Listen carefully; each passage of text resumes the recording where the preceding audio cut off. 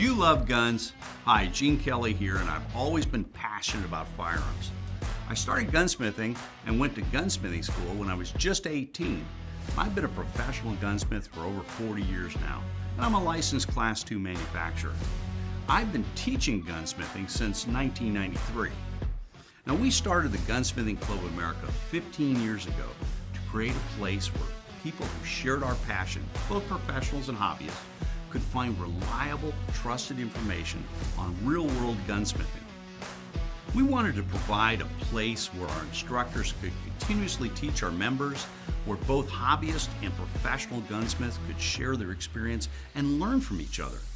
It's to be a trusted community with reliable information. We knew that it would be an extremely powerful resource and tool to preserve our gunsmithing knowledge, provide our members with an enjoyable experience, and as a place that actually protects our firearms freedoms by keeping our guns functioning properly.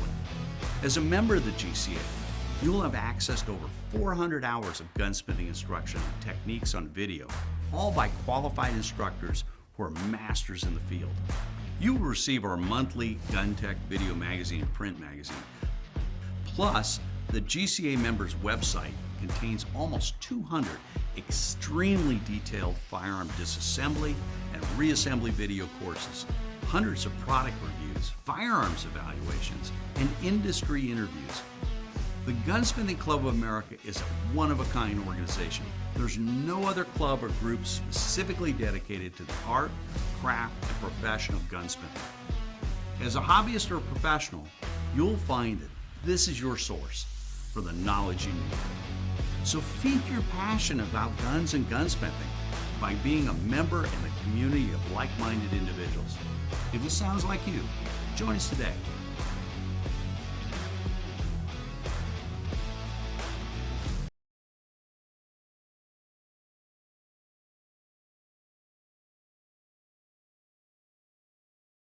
Well, I'm Ken. I'm back. Got another evaluation, and I'm alone, as you can see. Daryl was too busy, quote unquote, to hang out with me and do whatever. I don't blame him. What the heck. Today we got the Savage B-Mag. There's some things I like and more things that I dislike. I like the position of the safety. I don't mind a tang safety on a rifle. I think it's kind of cool. It works fine. The bolt itself has some neat features and has some drawbacks. It's got dual locking lugs, so it's a strong action. It's got dual cocking cams.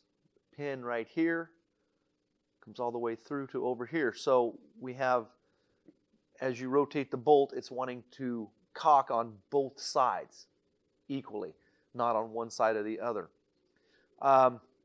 The cartridge, and we have a dummy here, fits up on the breech face. The extractor pushes, as you can see, is wanting to push down right over against this lip. I would probably want to change that just a little bit so the extractor wants to hold the shell up onto the breech face a little more. I may even take and install a little bit of a pocket right there just to help with extraction and ejection. Not that this is bad, just it would be better. The hook itself is very positive, so it really grabs a hold. And the whole head is encased in our bolt, so we don't have to worry about slipping off the far side of the breech face. It's a good thing. That is a good thing. I don't see anything really wrong with the striker firing pin. The sleeve here in the back is plastic. The bolt handle fits over the back of the locking lugs, and there's a machined flat, and it's subtle, but there's a flat on each side of the locking lugs and a corresponding flat inside the bolt handle as it slides on. That way the bolt handle doesn't want to just simply spin round and round on the locking lugs. So as you rotate, the bolt handle, it wants to rotate the locking lugs. Now you'll note that the bolt body itself does not rotate, just the locking lugs. As it wears, there may be a tendency for it to want to twist a little bit, get a little sloppy. I'm not real worried about that on this. I don't care for the plastic back here, but again, it doesn't. You can take that off, and it's not really going to bother that much. It's got the bolt stop groove. It's right here. Here's our bolt stop, and that works well. One thing I didn't like or don't like, as I'm playing with it, the bolt handle can rotate when it's open, which is no big deal, but I caught myself several times going like that. Well, our locking lugs, we're not in the gun. So if that happens to catch, and sometimes it does, we're not closed. Now, it's not going to go off, it's not going to hurt anything, but you got to make sure that you get the bolt all the way forward, and then it's a little stiff. Getting those locking lugs to close down. And just there. Just playing, it catches and then wants to close. Or the bolt handle wants to rotate without having the bolt all the way closed. Just something I'm not a big fan of.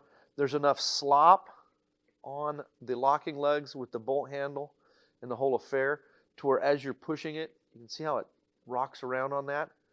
So it can get cockeyed and catch if you're in a hurry. Just like that. And I just happened to notice that while I was just playing with it.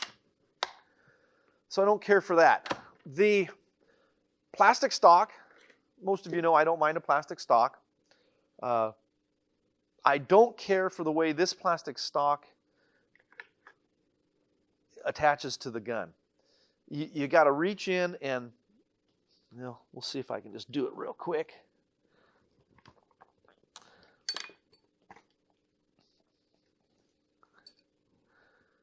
You reach in right here, reach in through a cut in the bottom of the stock right here, which allows you to hit the tab, push it forward so this can come up and out. Well, as many plastic things like this as I've seen in guns, they break. And it's just a matter of time before it breaks. So I'm not a big fan of that. It's just a matter of time before that little piece just breaks off. Now, if they're making 5 of those assemblies for every one gun they produce, and they'll cut them loose onto the market to some of the parts distributors or whatever, then that's not a bad thing. But as these break 20, 30 years from now, when these are broken, are there going to be any more? Probably not. So, I don't know, something to think about. Then we're held in place with a couple large hex head screws. And I don't, that it is what it is. It's not a problem. The magazine, I took the magazine out and didn't mention anything real quick. It's rotor magazine, not a problem. The housing here at the back is aluminum, so it is a metal. It's going to hold up a lot longer. The latch itself is plastic. And I'm not a big fan of plastic latches. We get guns in pretty regular that were made, 100 years ago, and people want a magazine for it. There's one particular, actually a Savage, that I'm thinking of that the magazines cost more than the gun. Because everybody lost the magazines. So there's lots of guns and very few magazines. So a gun that's 100 years old, has no magazine, is a single shot. So every time I see a part that can be lost, detachable in one aspect, or where this can break, second aspect, I just think of that gun that's that old. 100 years from now, you're going to try and, or maybe not you, but your kids, grandkids, are going to pass this on to their kids, and it's missing parts, or it won't work. That's not cool. I want to be able to pass guns on. I want them to be heirlooms. Pass them on. And I want them to work and be reliable and durable. That's my thing. And I just don't see this being long term. So, to get to where I'm going with this on the magazines while they're available. If you've got one of these or any detachable magazine gun, buy a whole bunch of extra magazines before they ban them. You know, you're limited to 2-round magazines or whatever their arbitrary number to make us safe is. Buy a bunch and put them away. Put 2 or 3 in the gun safe. Then you got them. Hunt with the other 2 or 3 you've got for the gun. When they break or get lost, you're not limited to a single shot at that point. You've still got those others put away in the gun safe.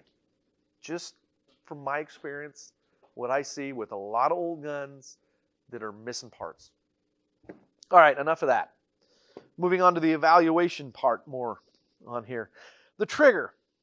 Of course, you can see it's got the safety here, the Accu trigger type. They have made a safety to compensate for triggers and the trigger to sear relationship not being correct. So you can adjust this down to have minimal engagement or a really light pull or a combination of both. And if the sear falls off of the trigger, it falls onto your safety. The gun won't fire. Now, everybody's like safeties. I got no problem with that. I actually prefer the early Accu triggers better because if you close the gun and your trigger was adjusted or worn or was manufactured incorrectly and you close the gun real fast or for whatever reason the sear fell off of the trigger and fell onto the Accu trigger, you could still pull the trigger. It would be a long, gritty, creepy, heavy pull, but the gun would still function.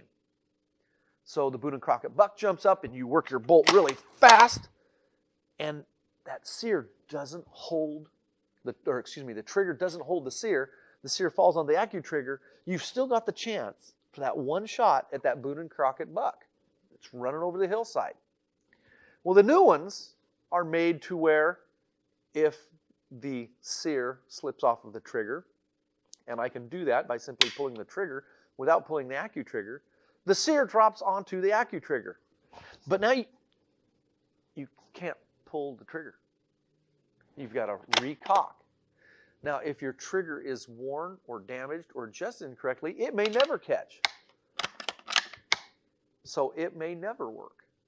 So now you've missed out on that once-in-a-lifetime Boone and Crockett, deer, squirrel, coyote, whatever.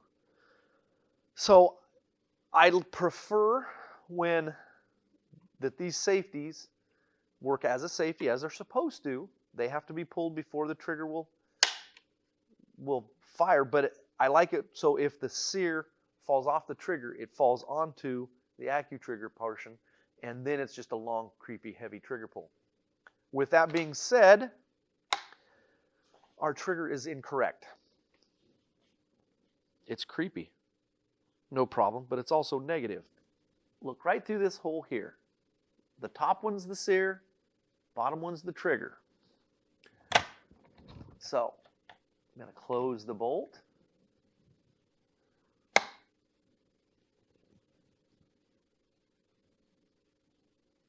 See that trigger? Now watch.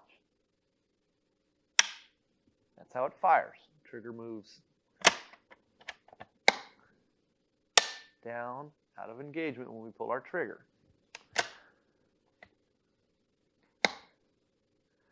Now there we are in that position, and I just simply close the bolt.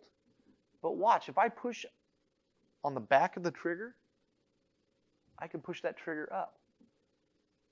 Well, the sear to trigger relationship should be positive or neutral at worst, never negative.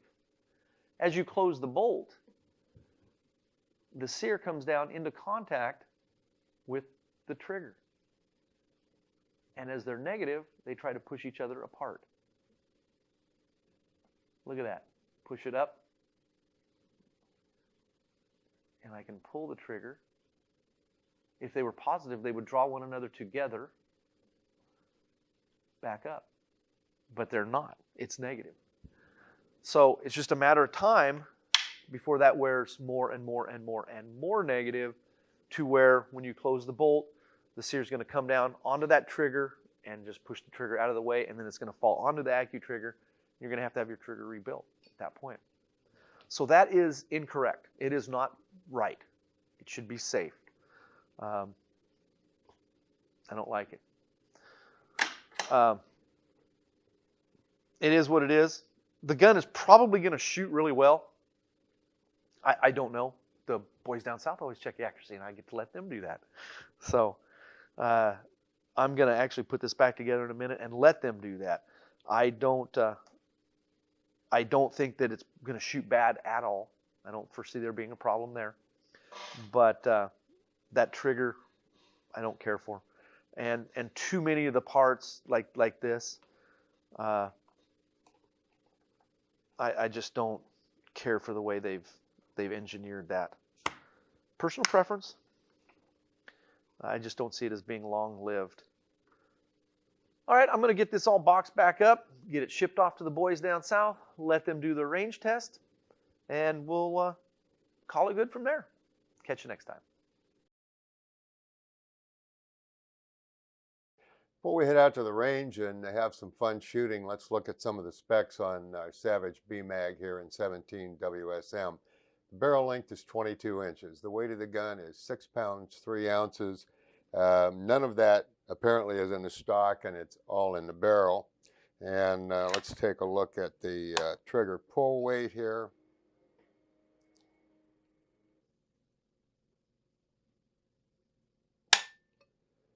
Is 2 pounds and 8 ounces.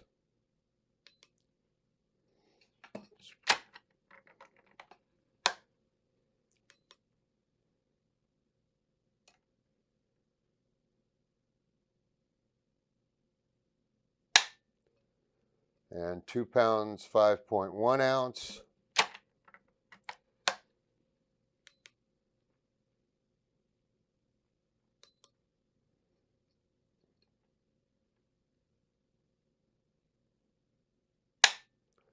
And 2 pounds, 5.3 ounce, which gives us an average of 2 pounds and 4 ounces. So 2¼ pounds, pretty good. Interestingly enough, I noticed as I was pulling this, Savage, of course, as you know, uses their AccuTrigger, the little trigger block here. And that, you would think, well, that doesn't have anything to do with trigger pull weight. But in fact, it's about 3/4 pounds. So the actual pull weight of the trigger itself is only about 1.5 pounds. Pretty amazing, and it's one way to get around the lawyers, apparently. All right, let's head out to the range and have some fun. Well, here we are to find out whether or not the hype is in fact what happens here. This is our Savage B-Mag in 17 Winchester Super Magnum. This is the Winchester load, 25 grain, 2,600 feet per second with a polymer tip. Let's take a look at 100 yards.